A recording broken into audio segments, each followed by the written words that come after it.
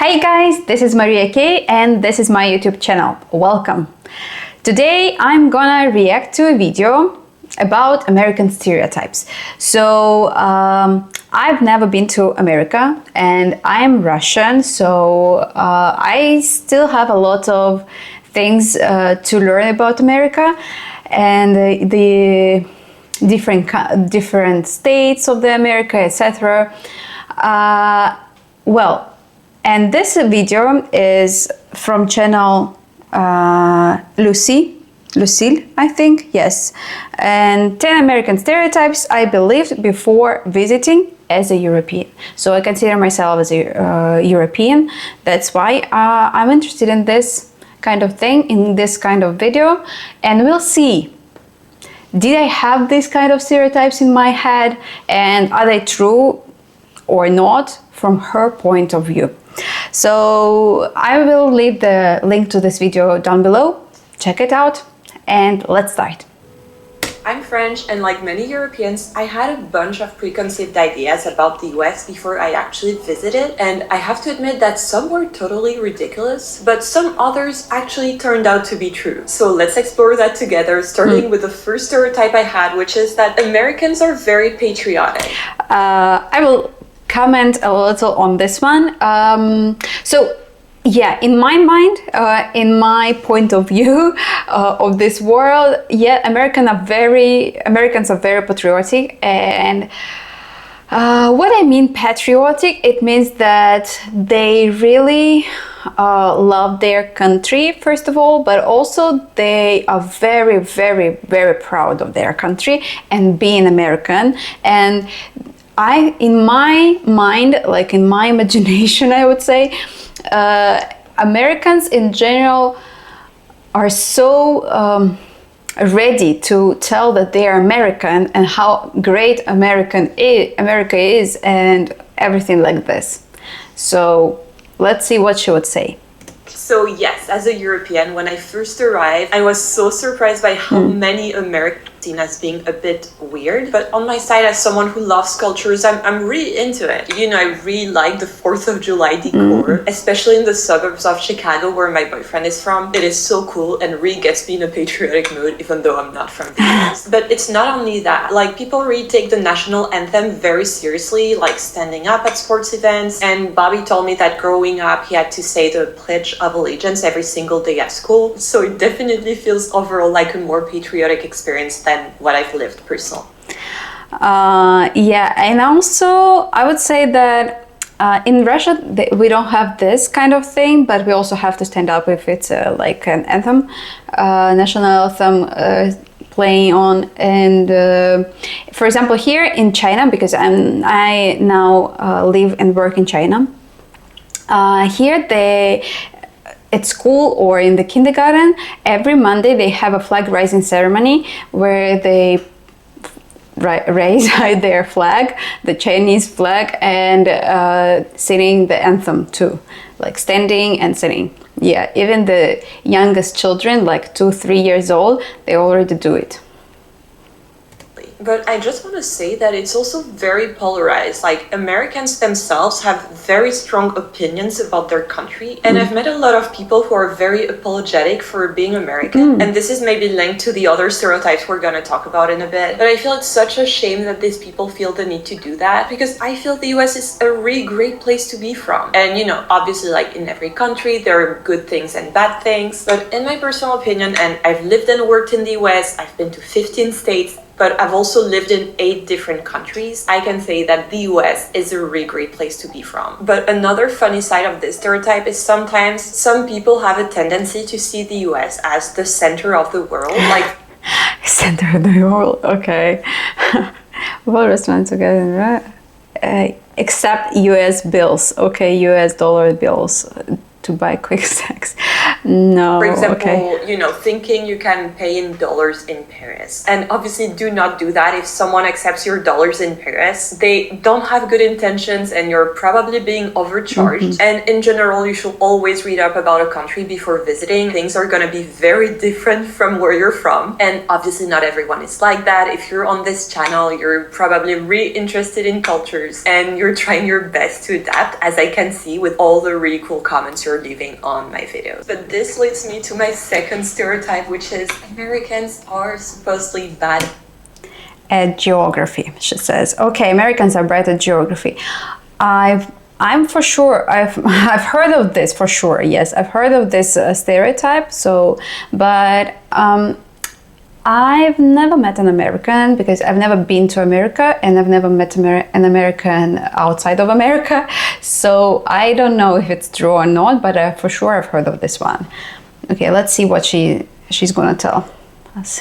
At geography. By now, we've all seen these YouTube videos of people asking Americans to name a country, any country, just name a country. And obviously these videos play into the stereotypes. They're also cherry-picked. And I'm sure that if you shove the camera on my face and yelled at me, I will forget all the countries. But since it's a light video and it's about my personal opinion on these stereotypes, I have to tell you about something weird that keeps happening to me in the US. And maybe you have an opinion on that. So I'm from France and I grew up right there. And my dad is from Spain, the country in Europe that's right there. And sometimes this comes up in conversations, like for example, if we're talking about our origins with people. And in the US, for whatever reason, people misunderstand or don't remember correctly and think I'm from Mexico. And Mexico? Like France and Mexico, they're so different and they're so far away from each other. Does it make sense to mix up Mexico and France? Does she look Mexican? I don't think so, but let's listen. What happened to her?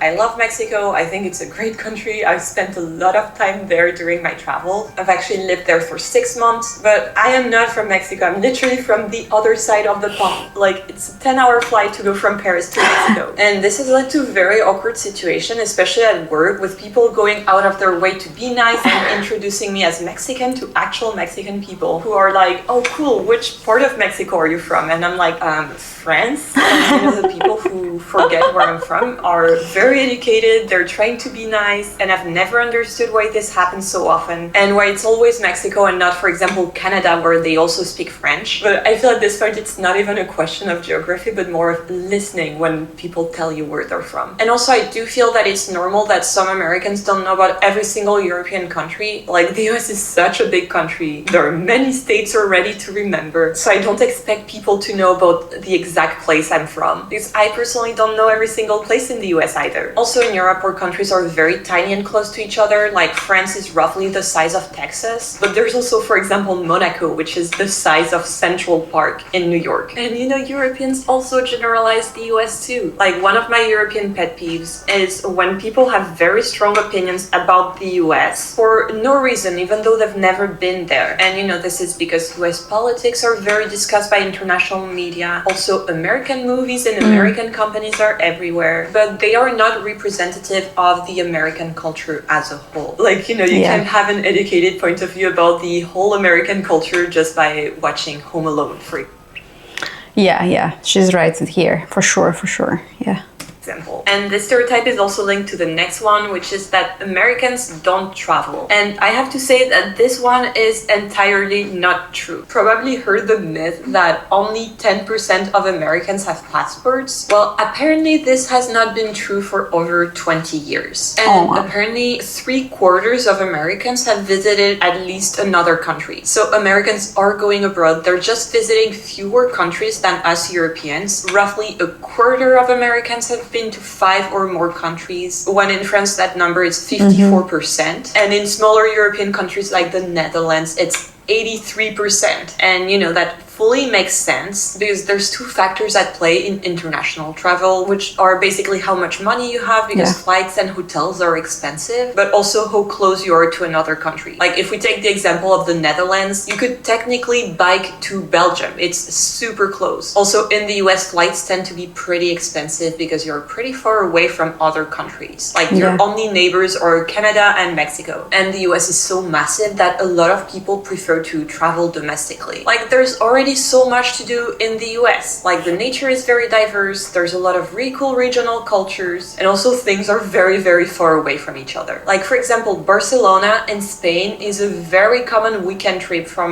where I grew up in France. It's roughly a 4-hour drive. In New York City where I used to live, the same amount of driving only got me to Italy in New York State, which is in a very beautiful region and has really nice nature, really cool hikes, but obviously it's not another country. And another stereotype I had before going to the US is that Americans don't speak any other languages than English. And this one is not entirely true. Like the US is a country that has been built on immigration, and around 1 in 5 Americans speaks a different language at home. And that makes sense, really, that makes sense. It's just 1 in 5, it means like 20%, yeah? Yeah, that makes sense. It's just, I've heard that some Americans who travel abroad, they expect that other countries also speak English. I don't know why. And they're very surprised. It's just what I've heard from, YouTube videos and different things like this. They expect to speak English freely as at home, like at their homeland. And in other countries, people mostly don't speak English, especially if we talk about not such European countries like, I don't know, France or Italy or Germany or Netherlands. Yeah, people there, they speak English. But if we talk about different parts of the world, like Asian countries, for example, China, or I don't know, Philippines or Thailand or whatever, I don't expect people to speak English there. Or if I'm Russian and I'm going abroad, I don't expect people to speak Russian. Of course, in some touristic areas, I expect some English because, it's a touristic area and then there are a lot of tourists and English is an international language. That's why I expect a little bit of English from people in touristic areas. But in general, no, I don't expect them to know or speak English. But even if you're not already bilingual, it's never too late to start learning a new language with today's partner, Rosetta Stone. Okay. Rosetta Stone is an immersive language learning app that uses pictures, audio, and native pronunciation tools to help you confidently speak a new language as if it were your first. All their lessons are themed and built to immerse you in real-world situations you'd actually encounter. Also, they have this really cool voice recognition feature called True Accent, and it listens to your pronunciation and gives you feedbacks so that you can sound more like a native speaker. At the moment, Rosetta Stone is offering 60% off their lifetime unlimited language subscription, giving you access to all 25 of their languages for life with just one payment. So if you've been waiting for the right moment to learn a language, you should click the link in the description below. Alright, so this next one is a bit weird, but another thing I've been warned of before going to the US is medical expenses. Okay, this one I've heard of this. And a lot, actually. I've heard of this a lot. I don't know if it's true, like entirely, but let's see. What is her experience?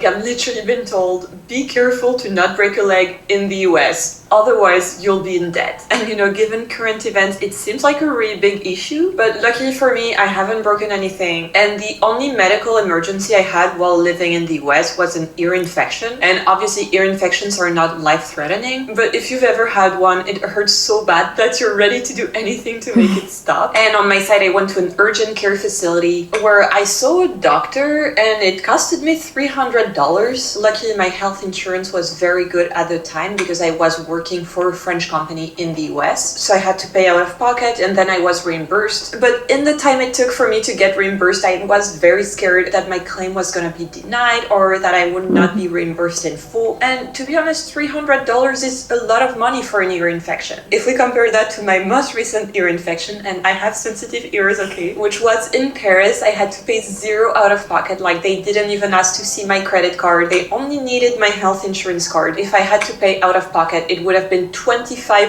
euros, which is around $26. So it is very, very cheap to see a doctor in France. And yeah, it's like 10 times, I guess, or more, even more. Yeah, comparing these two things, yeah, it's really, wow, expensive in America. It's pretty easy to get an appointment for everyday stuff. Obviously, our system is not perfect, but I feel it's a pretty good one. I've never had any kind of medical stress in France. And obviously in the US, this stereotype varies quite a lot depending on your health insurance plan because it depends on your employer. And I've really seen both ends of the spectrum, like from people who didn't have dental and couldn't afford to get dental care, which really sucks. Like it's so painful. On the opposite end of the spectrum, I've seen like stuff that's not very necessary being reimbursed. Like recently I was talking with my friends about this clinic that gives you a Chanel goodie bag after giving birth. So yeah, not very necessary. I'd rather not pay $300 if I have an ear infection. But yeah, overall, I feel very grateful that I've always been super healthy. My family and all my loved ones have been very healthy. So I haven't tested extensively any medical system. And if you have and you want to share your experience, feel free to leave me a comment. Another thing I believe about the US is that people sue each other for no reason. All right, I know this one is a bit of a weird one, but from a European perspective, it seems like the US is like the Wild West of lawsuits. Like,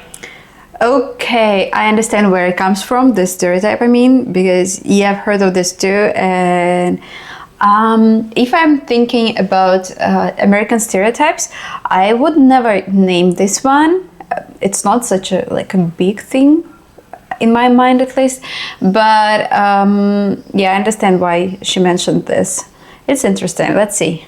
Just driving on the highway, you see a bunch of like personal injury lawyers. You have to sign release forms all the time, and you hear about those crazy viral lawsuits. And here I can't talk about that without talking about what happened to this poor old lady that had to be hospitalized for 8 days after spilling McDonald's coffee on her lap. Like, I've seen the picture, and what happened to this lady was really horrible. She had third-degree burns, and she decided to sue McDonald's to pay for her medical bills. That's just what she was asking for. The title of the New York Times documentary, A Watch About It, sums it best. Burned by hot coffee, then by the media. Like, she was painted by the news as just a dumb lawsuit that was fully useless. ABC News even called it the poster child of excessive lawsuits. And from a European perspective, that's just what I heard. I actually didn't know what happened to this lady, and obviously hadn't seen the pictures, which are awful. So I feel this stereotypes comes from extreme cases that were very publicized, and in reality things are a bit more nuanced. Like, I feel suing for medical bills is totally understandable, and seriously, the very few people I know that have been involved in a lawsuit, it has been for a very good reason. So I don't think suing people qualifies as an American hobby. I don't know, and I don't want to know. I'm not a lawyer. I've never been involved in any lawsuits, and I intend for things to stay this way. Alright, so this is supposed to be a light video, and recently in my recommended, I've had a lot of videos of Italians trying Olive Garden. And you know, as you could expect, their reactions are not very good. They are very scared to go there. They don't really like the food. And overall, they find the experience very bland and inauthentic. And that's often how Europeans tend to perceive American food. And I have to admit that I did believe that before I visited the US, but luckily I was proven entirely wrong. The US is a massive country with a very rich food culture that varies from state to state. And I have to say that this stereotype is absolutely untrue. I feel this bad image stems from the fact that our only contact with American food in Europe are the big fast food chains. Like, for example, I used to have a terrible image of fried chicken because I only knew about KFC and it didn't look really good to me. Like, I thought this was pure junk food and I was not really willing to try it. I usually don't really like big chains because I prefer to go to small shops. But a few years ago, my American boyfriend actually brought me to Atlanta, Georgia to go to one of the best fried chicken restaurants in the world. And there we actually met the chef who told us about the recipe that hasn't changed since 1945. Wow. And like,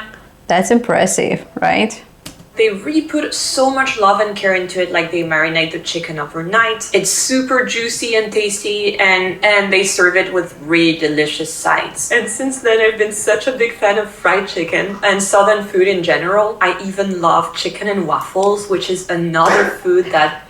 Wait a moment, I have to see it. Chicken and waffles. Waffles, okay. That's interesting.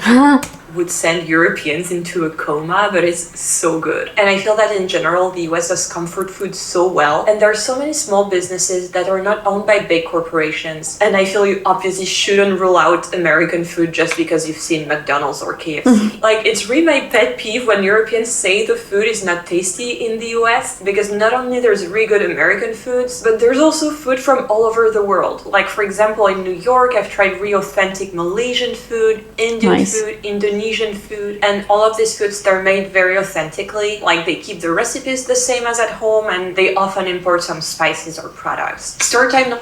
Okay, before we go to the next one, here in China, because remember I live in China now, they also have a lot of different foods, and but for example, they have Italian food, or like I don't know, Thai food, or American food, but every other food of different nations, it still tastes a little Chinese, you know. It's like, I don't know why, at least if we are not talking about restaurants, like nice and good restaurants where they have like authentic things and authentic spices, for example, and recipes. But in China, for example, they have a lot of different things, like small cafes, diners, and whatever. And they also serve different kinds of food, like European food. And it's not European. It doesn't taste European. It doesn't taste like actual European food or American food. I don't know about American, but I guess so. It still tastes Chinese food because they add their Chinese spices, and the way they cook it, it's just this, I don't know. So I'm very glad to hear that in America they have a lot of different, like in the US they have a lot of different cuisines, and they taste nice and like authentic. I would love to go to the US and try it out myself. Okay, let's go further. Americans love to work. Yes, I've heard of this one too. Let's listen. Number 8 is that people love to work. And obviously I'm French, so it comes to no surprise to you that people have a lot of vacation time in France. But that's one image I had of Americans. And I do feel this one is kind of true. Like, there is this always on mentality where people are always thinking about business or maybe building side hustles and always trying to make things happen. And obviously sometimes it's a necessity. Like, people who have several jobs, they don't always do that because they love it. Like, they need to pay rent. But there is more of a focus in the US in having a side hustle, monetizing your passions. Whereas in France, I know a lot of people, for example, who are very good at a skill like art, but just do that in private and will never think of monetizing anything. And this also ties up with stereotype number 9, which is that Americans are very optimistic and outgoing. And that's a thing that I had to adapt to in the US because it's not in my culture, but now I really love small talk. I love how positive people are, and I've already talked about it in the other video I made about the US, but that's something that makes daily life a bit nicer. And honestly, I feel like this outgoing energy is reflected everywhere, which leads me to my next stereotype, that everything is big in the US. This one, coming from a European perspective, is entirely true. The highways are Wow, everything is big here. Okay, I would imagine because the country is huge. Yeah, there is so much space, so I can imagine, like in Russia, for example, you know that Russia is also huge, but we still like have like really small tiny towns, and the highways, of course, in some central cities like Moscow or St. Petersburg, they're very big. But what I'm seeing here, like what I can see now in the picture, it's not so big. But for example, in China, you know, China is very huge too, like really huge, and it's so massive. Like everything is so big. The buildings, the highways, everything is so big because also there are so many people living here. So yeah, I understand that America is very big from the European perspective. I can see it. Massive, the cars are very big, the portion sizes are massive, although now I'm used to it and I really like it. And one thing that's for sure massive in the US is the distances. The US is such a big country, and recently I crossed it from New York to SF by train, and it took me 3 days. I also made a video about my thoughts, and I think you should watch it next. I'll see you there. So that's it. That was a very interesting video. I really liked it. Maybe I have to check her channel in general. And yeah, let me know what you think about the stereotypes. Are they true? If you're American, tell us. And if you've been to America, also you can tell us if what your experience was. And thank you. Bye.